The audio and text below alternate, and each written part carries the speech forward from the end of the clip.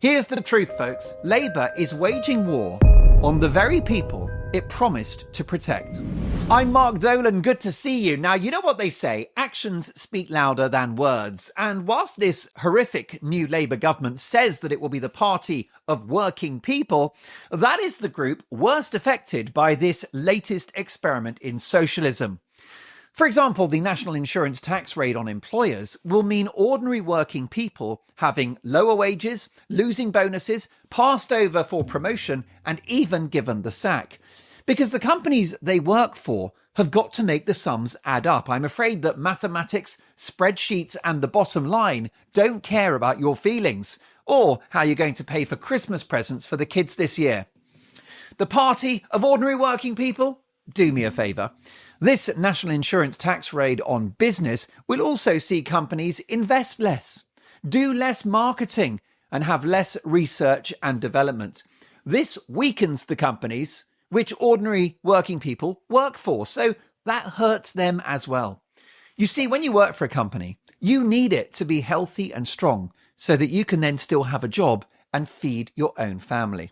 Do you see the problem? So the tax raid isn't really an attack on companies that can afford it. It's an attack on employees who cannot. Actions speak louder than words. And Rachel Reeves said that her budget was a budget for growth, except that growth has crashed from 0.5% in July under Rishi Sunak, the highest growth rate in the G7, to 0.1% under Sir Keir Starmer. That is nearly a recession. So who does lower growth affect the most? Well, it's people at the bottom end of the economic ladder. Why? Because there's less money for public services and welfare, both of which the poorest rely on most. The well-off, especially Labour Party cheerleaders like Carol Vorderman and Gary Neville, can easily afford Socialism 2.0. Ordinary working people just can't. Now, this new government has been drinking the net zero Kool-Aid under bacon sandwich mutilator Ed Miliband, who almost destroyed the Labour Party when he beat his brother to the leadership a few years ago, ultimately paving the way for Jeremy Corbyn. Well, this prize numpty is back, committing to decarbonise the economy by next Tuesday. With Britain responsible for 1% of global carbon emissions, how is that going to reduce the Earth's temperature? It's anyone's guess. And whilst I want to clean up the planet and get those emissions down, of course I do, the ideology of net zero, which is almost like a religious cult, the proof of which is that it can't be criticised or challenged, is inherently bourgeois. That's right, net zero is basically a very middle-class idea. Being on board with net zero is the perfect way to signal to your well-off friends that you're a good person as you cruise around in an electric car, the batteries of which are terrible for the environment and the contents of which, the precious rare minerals, require effective slave labour from children knee-deep in fetid slime in the Congo. That's just mining for cobalt and lithium, all so that people in Islington, North London, can feel good about themselves. The energy inputs to make these cars are colossal, which is why ditching your 12-year-old Volkswagen Passat makes absolutely no sense. But then this is all about sending a message rather than actually saving the planet. Electric cars alienate ordinary working people. They can't afford them. They're too expensive to buy, too expensive to insure, too expensive to repair. And where the hell would you charge them up? An ordinary working person holding down 2 or 3 jobs just to keep the lights on hasn't got time to sit at a petrol station at 3 p.m. in a queue waiting to recharge their Nissan Leaf. It ain't going to happen. Expensive heat pump boilers, posh solar panels, eye-wateringly expensive insulation. Ordinary working people cannot afford any of that, which is why all of this is simply a vanity project that hinders rather than helps them. Decarbonisation is going to cost hundreds of billions of pounds. It might not work, and it will definitely make the country poorer. And when a country makes itself poorer, it is the poorest in that country who are the worst off. And look at the clean air policy of ULEZ in London, courtesy of the Labour Mayor Sadiq Khan. ULEZ renders older cars effectively illegal, right? There's a daily charge just to drive one in the ULEZ area because the car might not pass the emissions test. Well, who drives older, beaten up, bashed up cars held together by gaffer tape and hope? It's ordinary working people. You see, there's a theme emerging here, isn't there? Adding insult to injury, Labour reversed Rishi Sunak's stay of execution for new petrol and diesel cars, meaning that it will be impossible to buy such a device from 2030. Meanwhile, the European Union will continue to make and sell these cars for another 5 years. Another nail in the coffin for the British car industry. And if you think that's pessimistic, if you think that's a doomsday scenario, look no further than the closure of Ellesmere Port, a huge factory employing over 1,000 ordinary working people. It's going to close down largely as a result of state-enforced targets for electric vehicles. Why do companies and consumers have to be bullied into buying electric cars? Why all these rules? Why these penalties? Why all the subsidies? Well, because companies and consumers know that they're bloody useless.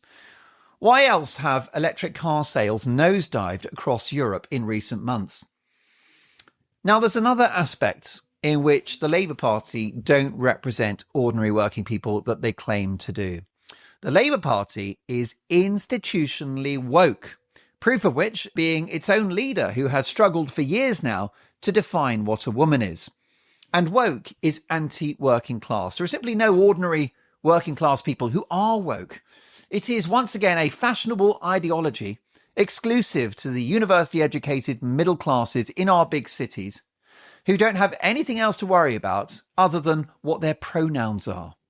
Ordinary working people hate political correctness, so pursuing woke policies like the idea that there are 100 genders or banning the word woman from NHS literature about the menopause is actually a cultural and ideological war against ordinary working people who hate all of that stuff.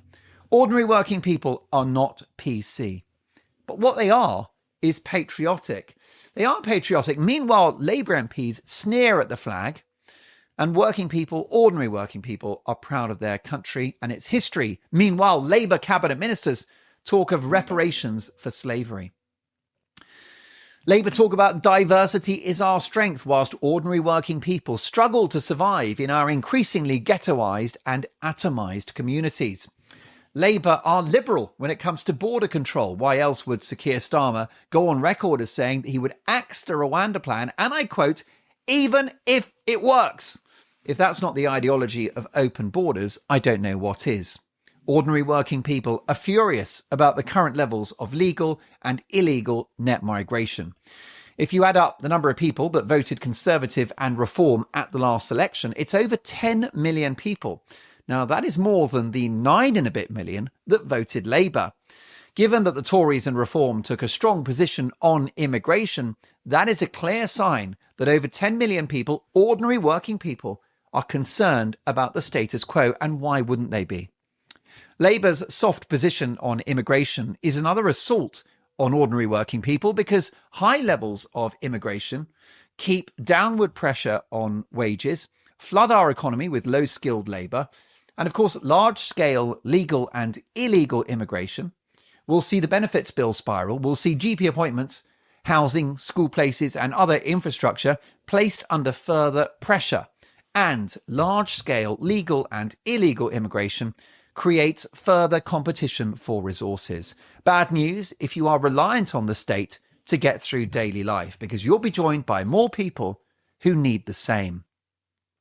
So do you see how Labour's claim to be the party of working people rings hollow? It's almost like a lie, but of course I would never accuse this administration of lying, far from it. But look at the leader of the Labour Party, Sir Keir Starmer, a North London human rights lawyer who takes the knee to the latest woke cause. And a man so out of touch with ordinary people that he said, when given a choice, he would rather be in Davos in Switzerland than in Westminster. Earlier this month, he boasted of meetings with corporate giant BlackRock and of rubbing shoulders with billionaire health guru Bill Gates. Man of the people, eh? I don't think so. No. Man of the corporate and political super elite. The same creepy global elite that demonstrated during the pandemic that they saw ordinary people as the minions who will be given their instructions on where to go, when to travel, and who to see. Their faces will be masked and they will be jabbed, all at our decree. Next from this administration, which is taking instructions from global billionaires, not the people, will be telling people to eat less meat to save the planet. That's right, that's what's coming next. During the pandemic, your civil liberties were absolutely destroyed in a failed attempt to stop a nasty seasonal virus. Well, now you're going to be told to stop eating meat to save the planet. So these authoritarian bullies will decide what goes on your plates, not helped by the current war on farmers, who are also, I hasten to add, ordinary working people. Here's the truth, folks.